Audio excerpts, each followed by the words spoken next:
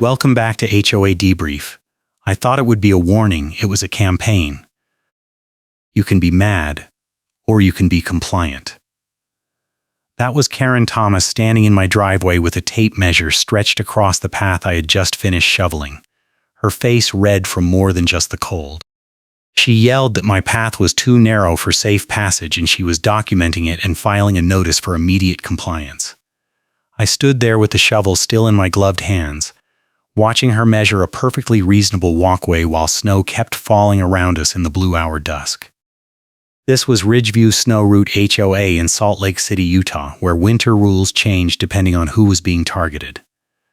I am a property appraiser, which means I know exactly what liens do to value, and Karen was already threatening to put one on my house over a path width dispute.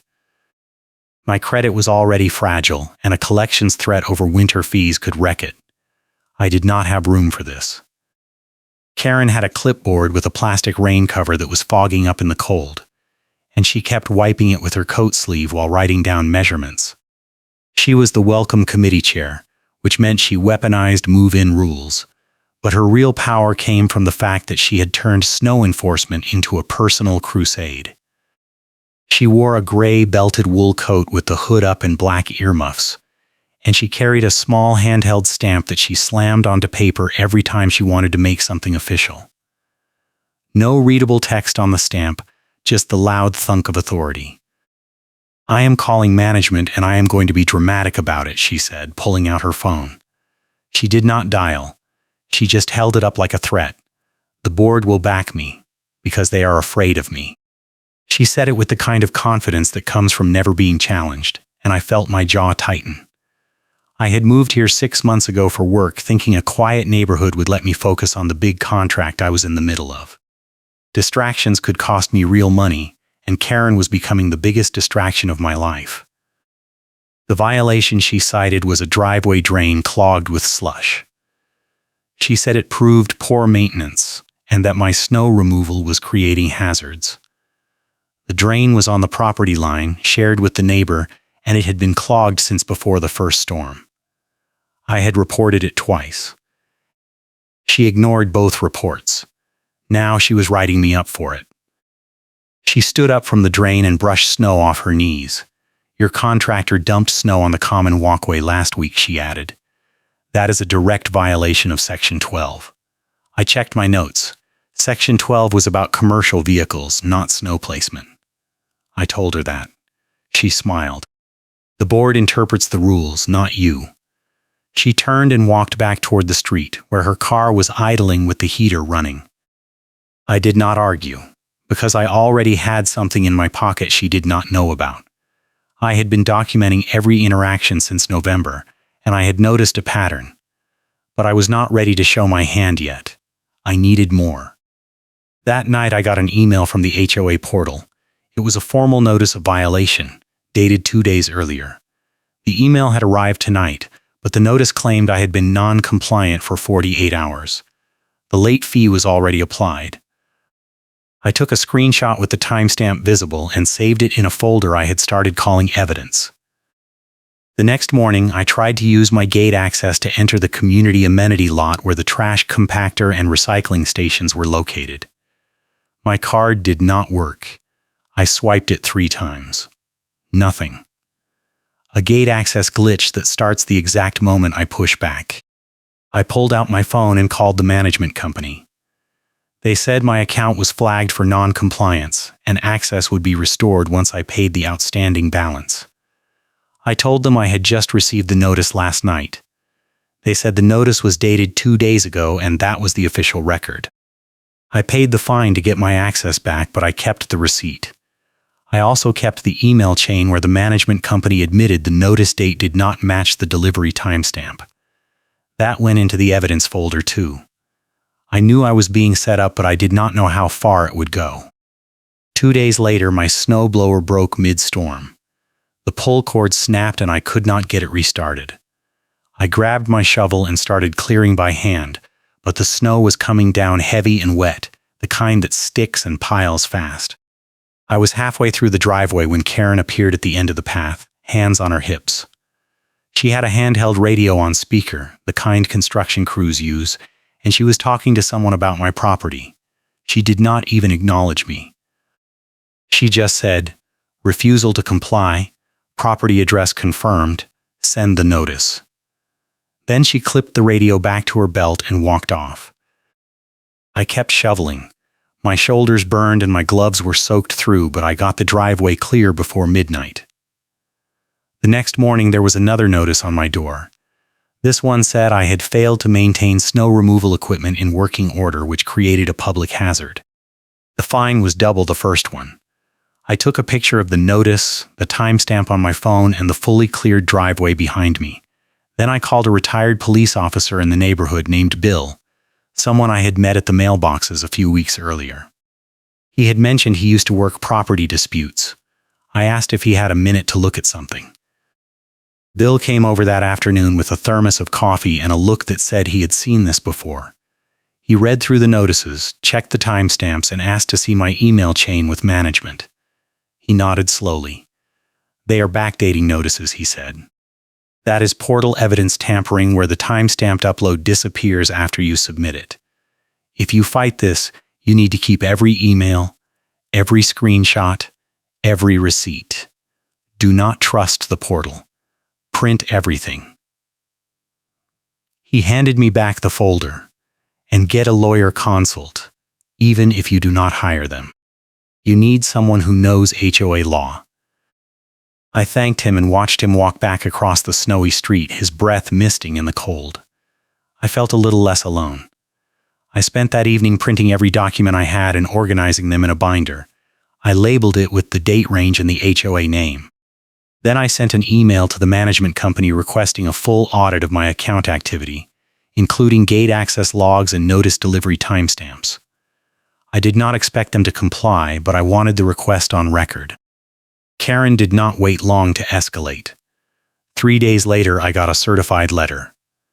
It said I was being temporarily banned from all community amenities, including the pool, gym, clubhouse, and trash compactor access, pending a compliance hearing. The hearing was scheduled for 2 weeks out, which meant 2 weeks of driving my trash to a public dump and paying fees. The letter also said failure to attend the hearing would result in automatic escalation to collections. I read it twice, then called Bill again. He told me to show up at the hearing with everything I had and to bring a witness if possible. He offered to come. I said yes. The hearing was set for a Tuesday night at the clubhouse. I planned to go in calm and let the evidence speak. But the weekend before the hearing, Karen tried to interrupt my life in a way I did not see coming. I had hired a snow removal contractor named Miguel after my snowblower died, and he had been clearing my driveway and walkways every morning after the overnight snowfalls. He was reliable and professional, and he knew the HOA rules better than I did. Saturday morning, Miguel was finishing up my front path when Karen pulled up in her car and got out, marching straight toward him. I was inside making coffee when I heard raised voices. I grabbed my coat and went outside. Karen was standing in front of Miguel with her arms crossed, blocking his path to his truck. "You do not have authorization to operate commercial equipment in this neighborhood on weekends," she said. "I am reporting this to the board and you will be banned." Miguel looked at me, then back at her. "Lady, I have a contract with the resident. I am not doing anything wrong." Karen pulled out her phone and started recording. "I am documenting this violation," she said. Miguel raised his hands. "I am calling my supervisor," he said, and he pulled out his own phone. He dialed and put it on speaker. A moment later, a man answered. Miguel explained the situation in quick professional sentences. The supervisor asked to speak to Karen. Miguel held the phone out. Karen hesitated, then took it. I could hear the supervisor clearly. "Ma'am, my employee has a signed contract with the resident.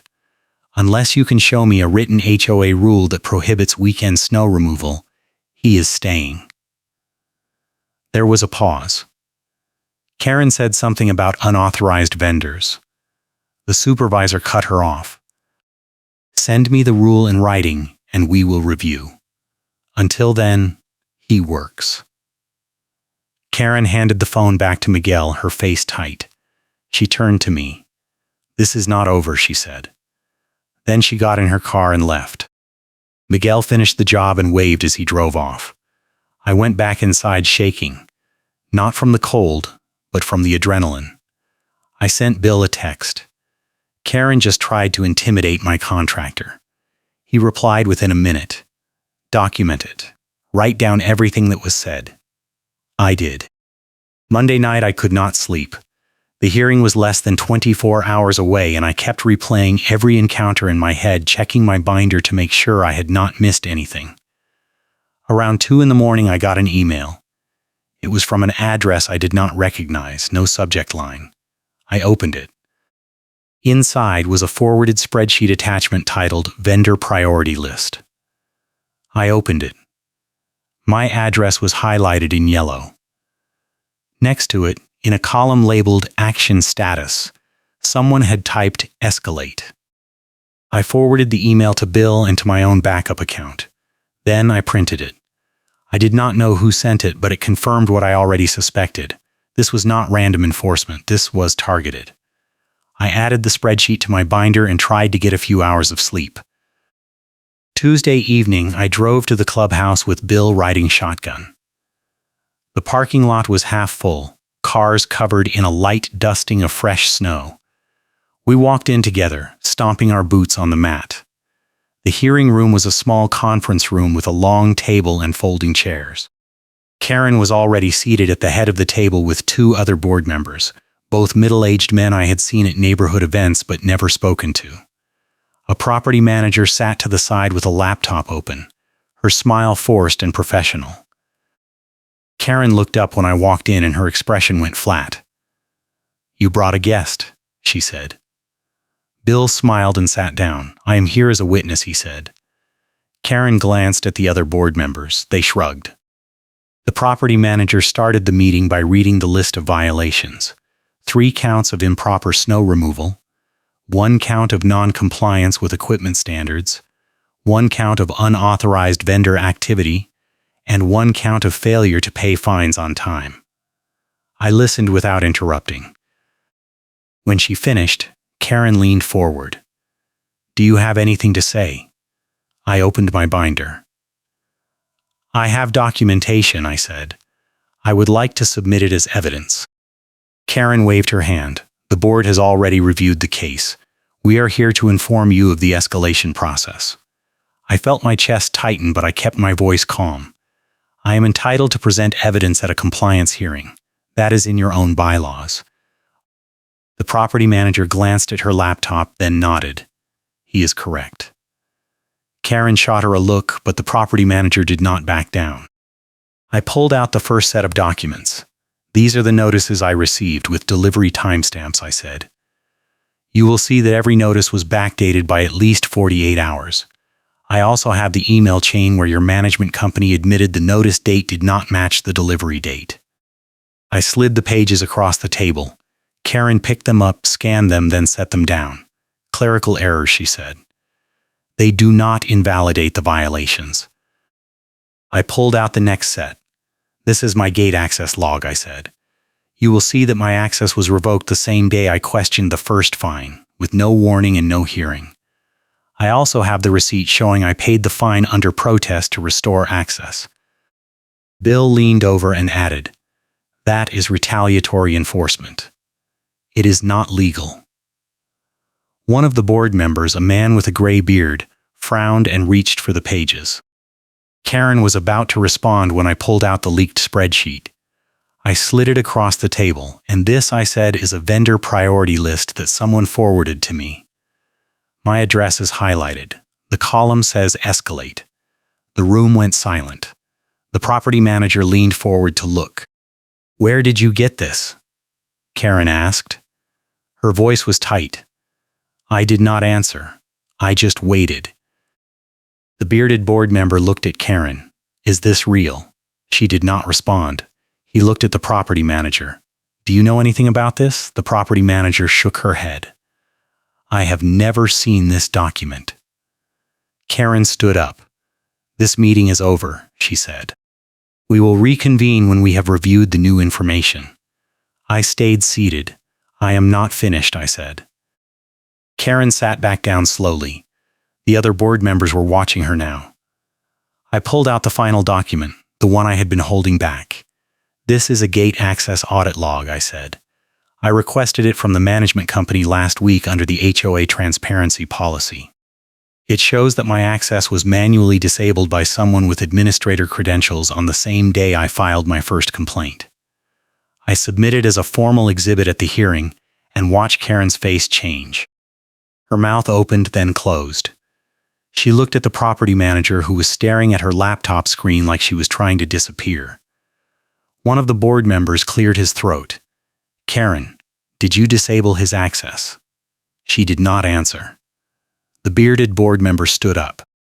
I think we need to pause this hearing and review these documents with legal counsel, he said. I agree, the other board member said. Karen sat frozen. Bill leaned over and whispered, "You got her." I nodded. The property manager closed her laptop. I will send a follow-up email with next steps, she said.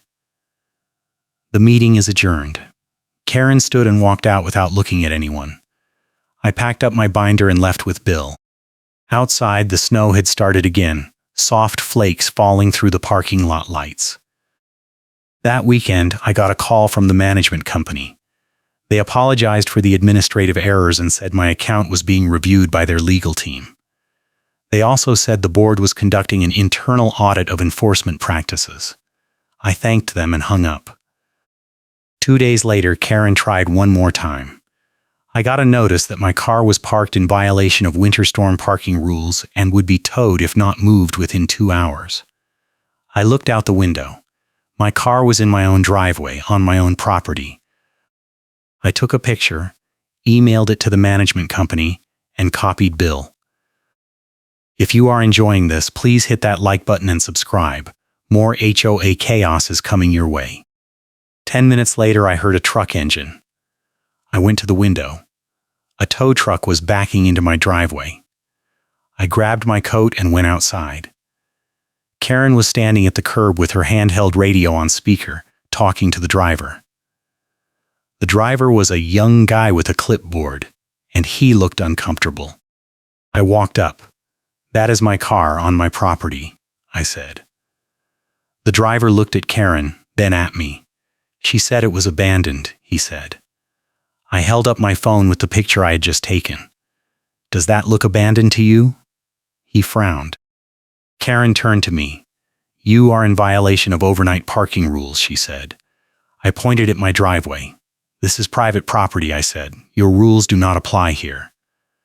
The driver looked at his clipboard. "Ma'am, if this is his driveway, I cannot tow it." Karen snapped. "I am authorizing this tow under HOA enforcement." The driver shook his head. "I need to see a legal justification. I am not towing a car off private property without one." Karen pulled out her phone and dialed. "I am calling management and I am going to be dramatic about it," she said. The driver rolled his eyes and walked back to his truck. He climbed in and drove off. Karen stared at her phone, then at me.